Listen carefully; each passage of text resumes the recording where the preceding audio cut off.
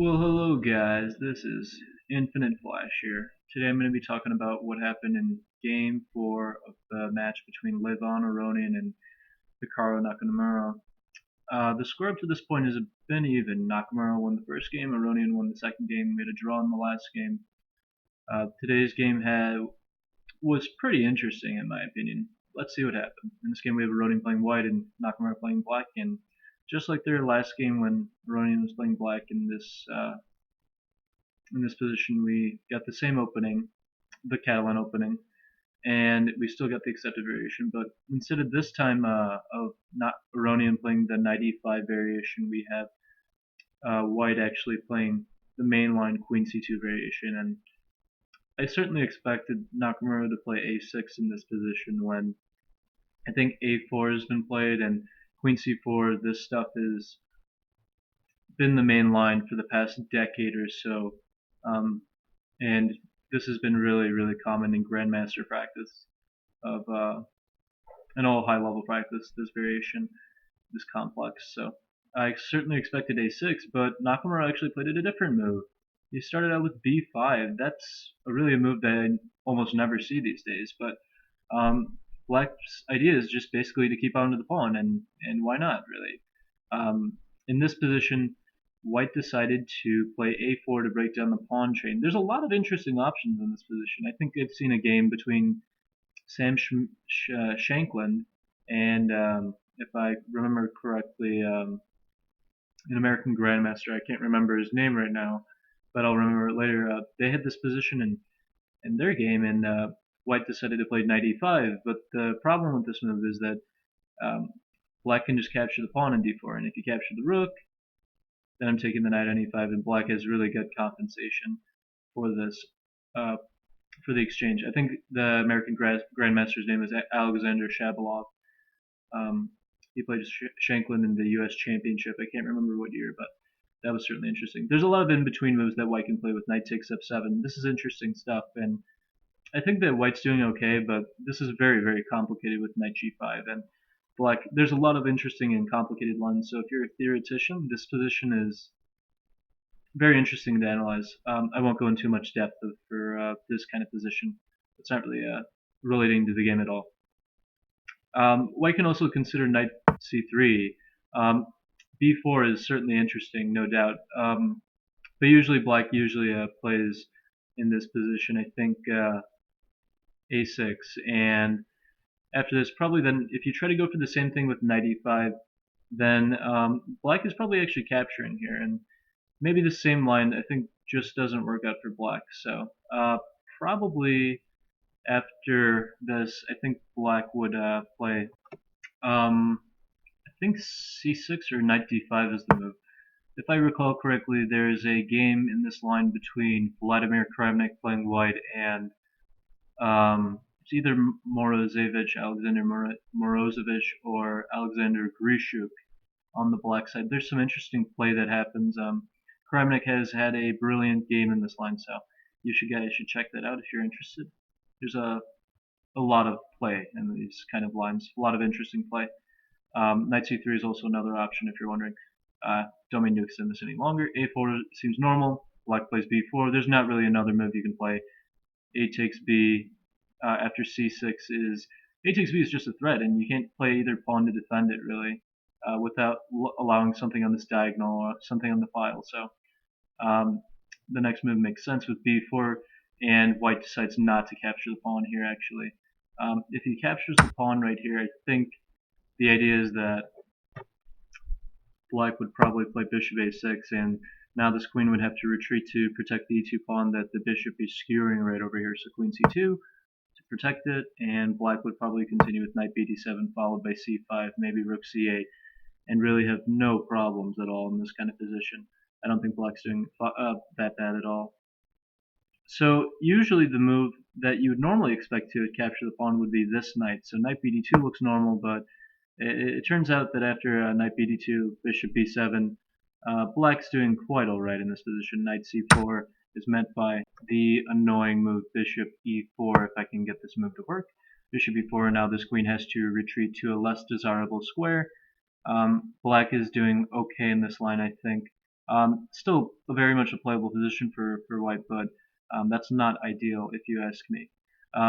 The idea, as we can see with knight fd2, is that now you're preventing this bishop b7 move, since it would just drop the bishop. And now black is forced to make a concession. He has to play c6 to protect also the rook that's also hanging here. Um, so c6 is forced. We now saw the knight recapture on c4. The only problem with this line is that since the knight is not on f3, and this knight didn't come to this square, white is making a pawn sacrifice out of this. And instead of knight c4, to protect the d pawn out of it, by the way, if you're noticing, this is also hanging. E3 is not that great, probably because of b3, and it's suddenly awkward to play a move. Queen c3 is met by knight d5, and if you capture the pawn, then bishop a6 is actually just picking up an exchange. And although, okay, this position isn't that clear, white has good compensation for a pawn. Good compensation for the exchange, I mean, with the pawn, and very good control over the central squares right over here, and a good light squared bishop. It's an exchange, and this is not ideal for white, although it's a good position probably. Why give up the exchange? Why not just keep the good position? So e3 doesn't really make sense compared to the game. Why sacrifice an exchange rather than just a pawn? So knight takes c4 makes sense, and after queen d4, this is all preparation, I'd imagine, for by Aronian. Rook d1 gaining a tempo on the queen. Queen c5, the queen has to retreat, and now knight bd2. And this is pretty interesting compensation for white. Bishop e3 looks natural, also a plausible continuation. I think after this queen h5, knight bd2 and e5 would be played, and the play is certainly interesting. Very unclear is what I would give the evaluation as. White certainly has good compensation. I just don't know how much it is. I'm not saying anything about the position though. Very unclear stuff. That's why I like this line for both colors. It looks very unclear to me. I have not studied Boris Averuk's Catalan opening repertoire, so I guess he would talk about this position. He would talk about this position on quite a lot, since he is better informed and made the book and knows all the stuff rather than I do. If anyone has read that book, I'd be interested to see what he has said about this position. Okay, knight bd2 was played, and after this bishop a6 was played to pretty much get out the bishop as soon as possible to just develop actively. And okay, bishop d7 and bishop b7 don't look really natural with the queen here impeding the pawn's pathway over here. So that's certainly reasonable. b3 to support. This knight is feeling right. Also developing this bishop to this long diagonal feels right. Knight bd7, bishop b2 as we mentioned. And here Nakamura is making an interesting move here. He plays rook a8, and I guess the idea is that he just wants to get this rook out of this diagonal and probably develop this rook to the central e file. At first, why not rook fd8 and bring this rook over here? That looks way more natural to me, but probably the idea is after bishop d4, this is probably what white would play. I'm not sure what else he would do. Probably black would play queen h5, and stuff is not clear. I guess the idea of rook d8 is also that since you're not moving this rook over here, the pawn on a7 is actually hanging in this position. So we'll go over that, and you'll see my point. Probably rook ac1 is played, and knight d5 happens. By the way, I should also mention, and you're wondering why isn't this for free bishop? Then if after queen takes d4, then knight e4 is covering all the squares that the knights right over here are covering every good square. So that's a really, really nice queen trap, and something like capturing either rook is pretty much just a win in the long run for white. So that's why he doesn't want to capture the bishop, but I think this kind of continuation is very, very complicated. And e4 is not even forced, but this is very, very complicated stuff. Again, also possible. Certainly possible, but in the game we saw rook a8, and certainly bishop d4 is possible in this position. I think after bishop d4, we would have had I wonder what we would have had. Probably queen h5 or queen f5. I'm not really sure which one. I think the queen would probably go here, right? And maybe the pawn is really free actually here. But I feel like black's getting pretty decent comp with knight d5, and this bishop is lacking squares on the retreating squares right over here. So maybe bishop d4 feels kind of right going for this diagonal. Maybe retreating the bishop, also preventing knight c3 at some point. Note that white does not want to strategically give up this good bishop of his. This just feels totally wrong, and the knight has to move, and this bishop now has a purpose. Uh-oh, I'll plug that soon, guys. This bishop has a nice diagonal here, and the light squares are extremely weak. This is strategically not good, if you're wondering. Bishop d4 feels kind of natural, and maybe black would play bishop f6 and force a trade off of that, and I think black is doing quite fine in this position, even though he's down a pawn. He should be able to get good compensation on the weak dark squares here, and this kind of stuff happening. I'm not sure about how much it is. I think black's doing alright. I don't know. It's unclear to me. It looks like a pawn at first, really, but I think black has got good play for his knights and should be okay in the end, probably. Worth investigating. It's worth investigating, though, to see if black is better or worse in that kind of position. Worse or just down a pawn for, equal or down a pawn for nothing. So, I mean, that kind of thing is plausible. Instead of bishop d4, we saw the rook development to the central file, and after this we saw the knight coming to b6. One idea of this is to prevent bishop d4 off that square, so it kind of makes sense to improve the position of this lousy knight here on the b6, going to the b6 square. Also, of course, we could have had queen h5, right? This looks completely just natural in this kind of position. Oops. Let's see if I can find the move. Queen h5 looks completely natural in this position, and we could have seen probably white just capture the pawn in this position, and after knight g4, attacking this pawn, and probably, I don't know, knight f1 or knight f3 in this position to protect the h2 pawn. Probably knight f1. That feels nicer, and this kind of position is extremely unclear, really, to me. Maybe queen c5, and this kind of stuff is very unclear to me. I don't know. F2 is threatened, so probably have to go knight f3 and knight f3, and this knight's attacked. And I suspect that after queen c6, this kind of stuff, white is very good black is good compensation for the pawn, or black is a good position. I mean, sorry, but you never know. White has good control over the e5 square, so maybe that compensates for the light squares in this position.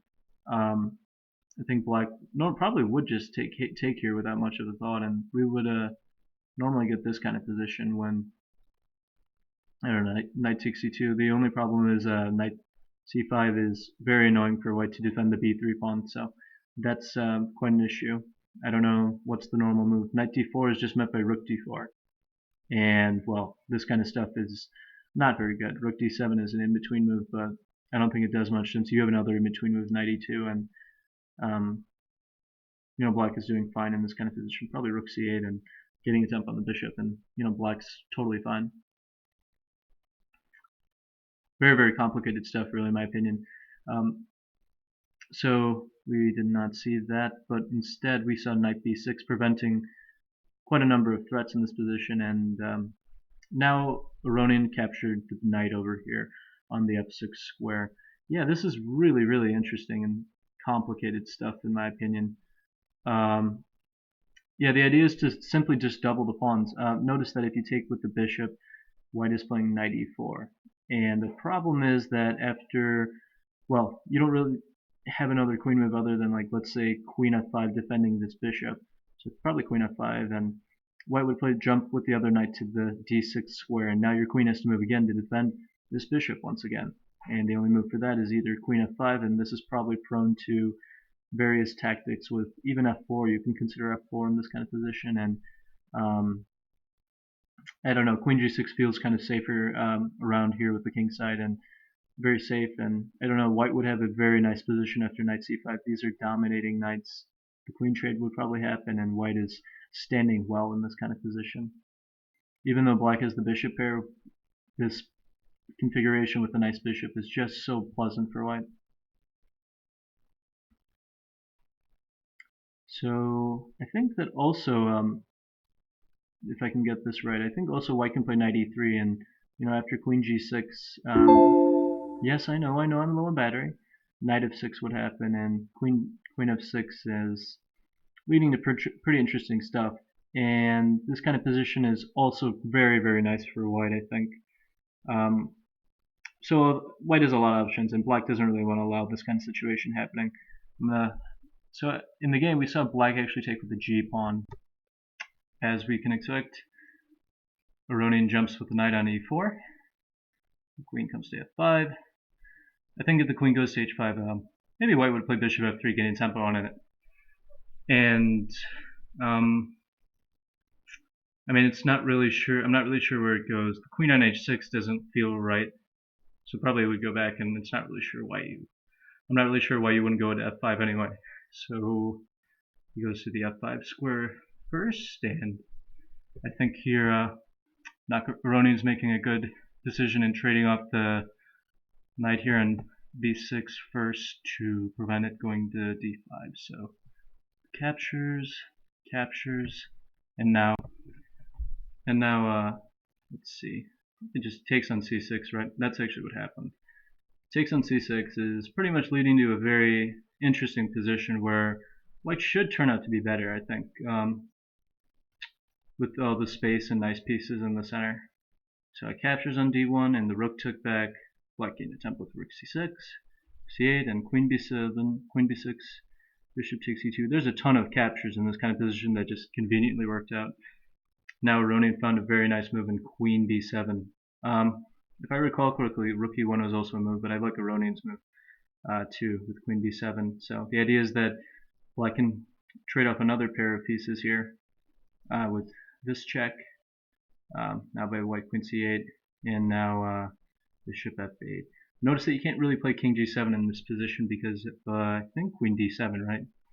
And it's really awkward to defend the position. Bishop c2 is not leading to good play. We would see the trade of the minor pieces here, but at the end of it, there's this pawn hanging on the b4 square with this queen that happened to be there. So takes is pretty much leading to eventually it should be a winning queen and king and queen and pawns kind of endgame kind of situation here. So white would be on top there.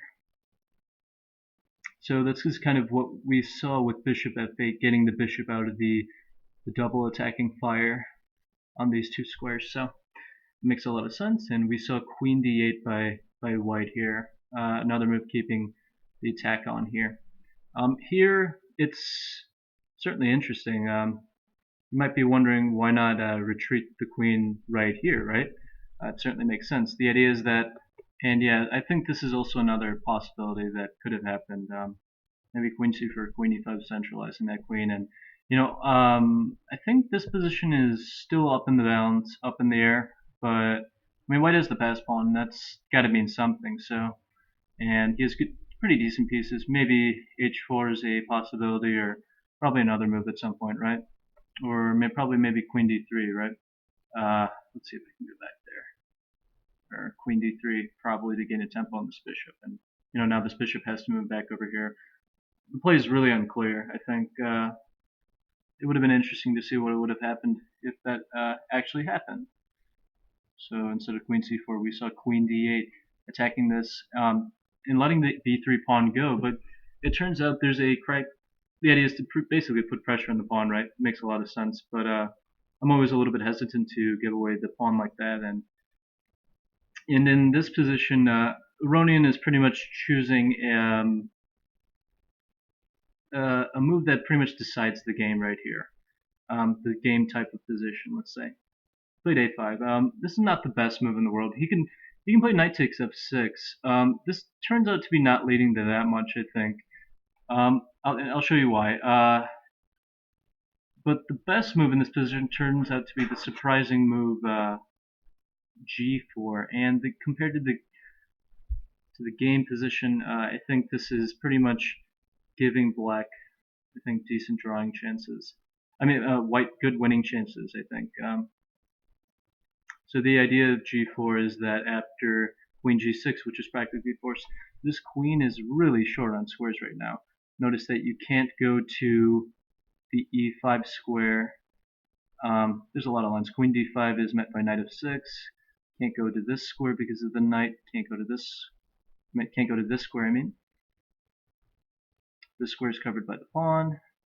square is covered by the queen. This square is actually covered indirectly due to this knight f6 threat. King h8, queen f mate, so king g7. This is that check. That's really, really awkward stuff. And I suspect that queen e5 is probably met by knight f6 and queen takes f8. That's right, I just remembered. And then there's also this threat right here with knight d7. So forking the two pieces in this kind of position is, I suspect, winning for white. It might take a lot of technical play though to work against this, but it should be winning in the end. Very fascinating stuff in this kind of position. So basically indicating that queen g6 is the only move in this position. After this, then white would continue pushing the pass pawn, and after bishop d5, the position is extremely unclear, unlike in the game. You've already forced this queen back to a more passive state here on the g6 square, so I think this is an improvement over the game, which is not giving white that much. We saw a5, but also you might consider the natural move knight takes f6, and after this, I think king here, knight check would happen. Probably the king would have to go back to make sure there's always contact here with the bishop. You don't want to leave this unprotected. There's always random things with the knight moving somehow to discover an attack on the bishop, and the tactics don't work out. I think one idea is that if you go bishop here, let's see. I feel like there should be something with bishop e4. Let's see. Yeah, I think bishop e4 does the job, and queen takes, queen f6, king h5, queen takes f7 is giving white a monumental advantage, I think. There should be even, it's very close to a checkmate here. That's very, very close to a checkmate, really. I think that the idea is that after queen g6, probably queen f3, and knight f6 comes if you go queen g4, and where else are you going? Maybe king here. If you go king here, then this comes with check, so that's not a good idea. And king here probably runs into that check, so it's all forced, it looks like. Very cool stuff. So that's why you don't want to leave out the king in the middle of the board like that. King h6 looks more natural, but I think probably queen h4 would come, and if you go king here, then bishop e4 comes. That's the main idea of queen h5 probably is met by this check, and probably the capture of the f7 pawn comes, I suspect. This position looks extremely dangerous for black, obviously. He's walking a tightrope here. I'm just wondering if there's something with queen c1. This is very, very complicated and tactical stuff that we have to watch out for. Bishop c4. I suspect that there's a mate here in this position with the configuration over here. Queen check, king here. This is very, very complicated. Maybe queen f8 first, just to remove the defender over there. And I'm sure white has a winning continuation, although be it unclear. Let's see. Yeah, I think that the king g5 move is just met by this check, and black only has these two moves, and king here is met by knight f6 mate, and if king f5, this is actually a very spectacular checkmate. Knight d6 being checkmated in the middle of the board. Wow, that's very cool. Sorry guys, I haven't analyzed this beforehand. I'm just realizing that there's all these amazing looking lines here, so very complicated stuff. Queen 6 f8. Probably king h5 probably would happen. No, not king h5. Wait, king h5, right? And now, yeah, and here probably queen f7. And now the king is forced to that original position that we talked about. King g5 is that mate, and if the king goes forward, h3, and well, we're going to get the same position after this with either checkmate happening. Very cool stuff. I did not realize that that was forced. Very cool. Anyways, that's a bit long for that kind of stuff. So it's very, very complicated and dangerous stuff that could happen. But probably after knight takes f6, king g7, black would probably not do that, but just retreat the king back right over here, and it's very, very difficult to see how white makes progress. Maybe bishop e4 relying on these tactics. But I think queen c5 is a very difficult to move to spot, but I think it's the only move, and um, white would probably continue, maybe with that a5, pushing that pass pawn. This is still very murky. I'm not sure if this is also looking very dangerous to me. So, anyways, this is also looking dangerous to me, practically speaking. Um, but it turns out that Aronian didn't want either of these positions. Maybe he was extremely nervous about these back row kind of themes and the potentially weak light squares in this kind of position. So after queen b7, bishop takes here, bishop f8, queen d8 takes here. We saw a5, and the problem is this is allowing the queen to come to the e5 square. If you're the let's see if we can get this in order. Sorry, king g7 first after a5, and now we saw white continue pushing the pawn. Let's just go back to that transition. Sorry about that, guys. a5, king g7, getting out of this nasty pen right over here, also protecting the pawn. A6, queen e5, and bringing the queen back into the action, and white decided to open up his back row and take a little bit of space here against these kind of threats. So it makes a lot of sense to play h4, but now bishop d5 is pretty much forcing the trade-off of a lot of pieces in this position. At first it looks like black is winning a piece, but it's not the case, due to a very, very nice tactical trick in this position that black cannot take the bishop right over here due to the pawn promotion. So it kind of makes sense that black moves the bishop over here, and it turns out that they agreed to a draw in this position since it's opposite colored bishops, and it's just completely dead drawn here in this position.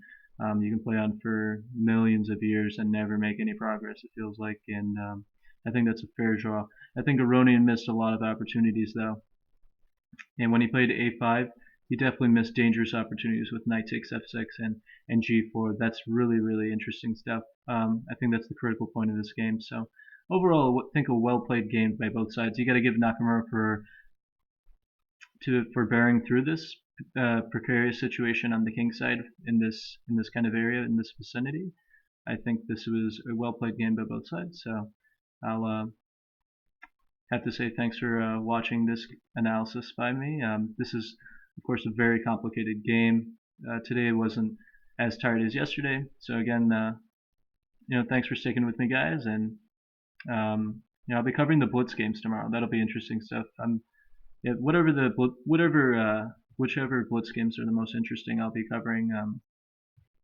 So if there's something crazy happening in one of them, I'll be covering, and let's have a good laugh about it. See you around, guys.